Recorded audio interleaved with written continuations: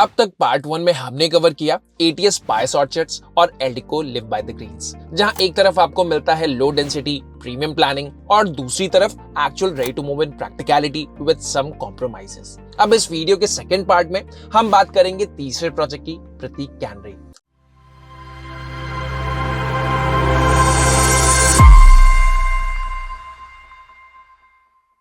सबसे पहले कॉन्टेक्स्ट समझना जरूरी है। प्रतीक एडिफिस जो अप्रॉक्स 7 साल पहले नोएडा सेक्टर 107 में डिलीवर हुआ था, आज भी नोएडा के मोस्ट एडमायर्ड रेजिडेंशियल प्रोजेक्ट्स में काउंट होता है, largely because of its architecture, facade treatment और ओवरऑल डिजाइन लैंग्वेज। और कैनरी का जो डिजाइन इंटेंट और आउटर फसाड है वो क्लियरली एडिफिस से इंस्पायर्ड नजर आता है। इसलिए ये कहना फेयर होगा कि सेक्टर 150 के अब तक के प्लान सभी प्रोजेक्ट्स में से Canary has the potential to be one of the most best looking developments. लेकिन सिर्फ लुक्स ही काफी नहीं होते। रियल डिसीजन प्लानिंग, एफिशिएंसी और लॉन्ग टर्म यूजेबिलिटी पर डिपेंड करता है कि ये प्रोजेक्ट कैसा निकल कर आएगा। तो चलिए कैनरी को थोड़ा डिटेल में ब्रेक डाउन करते हैं।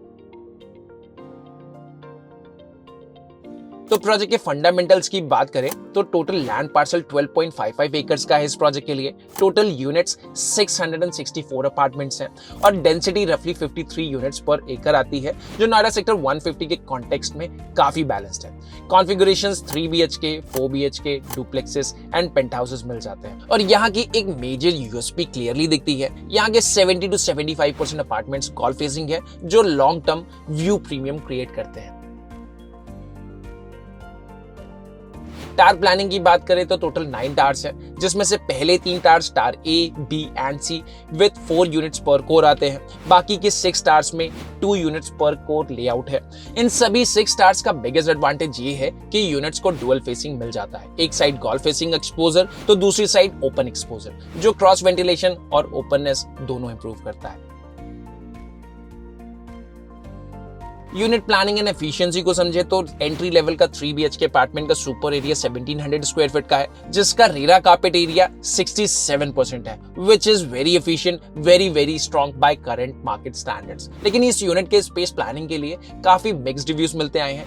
एक ड्रॉबैक ये भी है कि इन यूनिट्स की बैल्कनीज लार्जली वेस्ट फेसिंग है, जिससे direct sunlight exposure almost negligible है। बाकी सभी साइजेस में ये प्रॉब्लम बिल्कुल नहीं है। मिड सेगमेंट 3 BHK की बात करें इस प्रोजेक्ट के लिए तो उसका सुपर एरिया 2040 स्क्वायर फीट का है, मोस्टली गॉल्फ फेसिंग यूनिट्स हैं और यही इसका एडवांटेज है।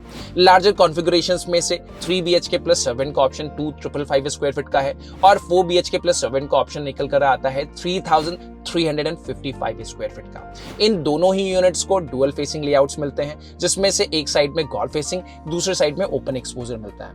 3 BHK plus 7 and 4 BHK plus 7 की ये दोनों यूनिट्स का डायरेक्ट कंपटीशन ATS के प्रोजेक्ट से है, जैसे ATS spice orchard and ATS Kingston Heath. इस तरह से ये दोनों लेआउट्स भी सेक्टर 150 के मोस्ट प्रेफर्ड लेआउट्स में काउंट होते हैं। डायरेक्ट कंपैरिजन हम ऑलरेडी बता चुके हैं कि ATS के प्रोजेक्ट से है। अब बाकी अगर हम प्राइसिंग एंड डिटेल को समझे तो एंट्री यूनिट 1700 स्क्वायर फीट वाली यूनिट्स लगभग आपको 17,000 रुपए पर स्क्वायर फीट में मिल जाएंगी। लार्जर यूनिट्स 2040 से लेकर 3,355 स्क्वायर फीट वाली, इनका quotation 22,000 rupees per square feet का होता है, लेकिन एक्चुअल डील आपको यहाँ 20,000 रुपीज पर स्क्वायर फीट के आसपास मिल जाती है।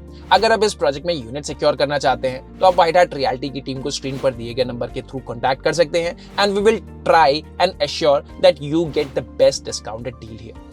पेमेंट प्लान की अगर हम बात करें तो यहाँ पे एक बड़ा एडवांटेज बायर्स को मिलता है 30-70 पेमेंट प्लान का, 30% अपफ्रंट और 70% ऑन ऑफर ऑफ पोजीशन। इसका डायरेक्ट इंप्लीकेशन ये है कि डेवलपर का मेजर कैश फ्लो पोजीशन पर लिंक्ड है, जो जनरली डिलीवरी डिसिप्लिन को इंप्रूव करता है।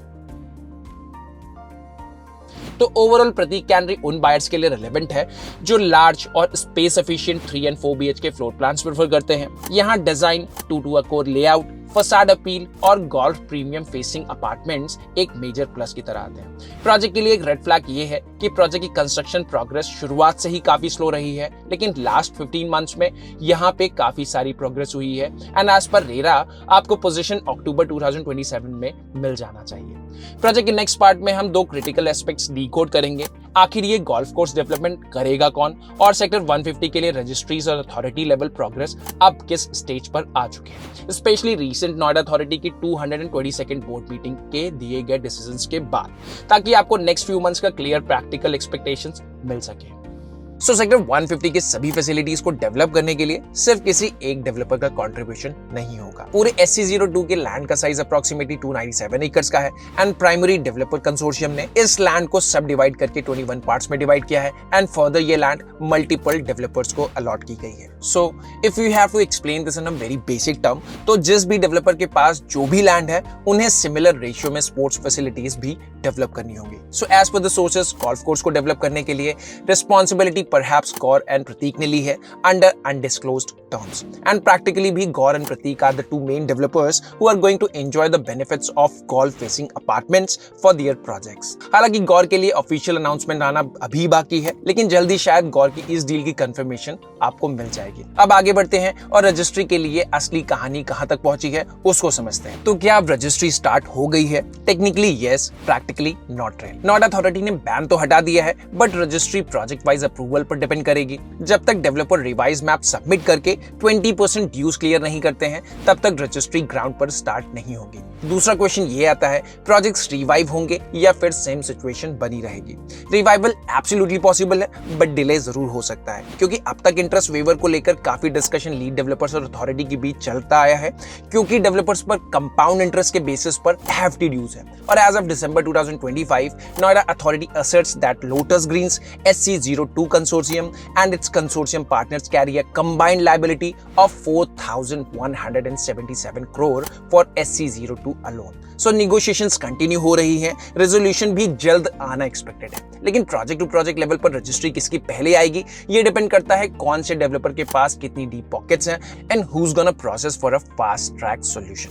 बाकी कुछ डेवलपर्स के लिए सॉल्यूशन ग्राउंड रियलिटी में कन्वर्ट होते होते 1 साल से भी ज्यादा का टाइम लग सकता है, and rest you can read in between the lines. So in short, sector 150 का इशू अब लीगल नहीं रहा, फाइनेंशियल और एग्जीक्यूशन का है।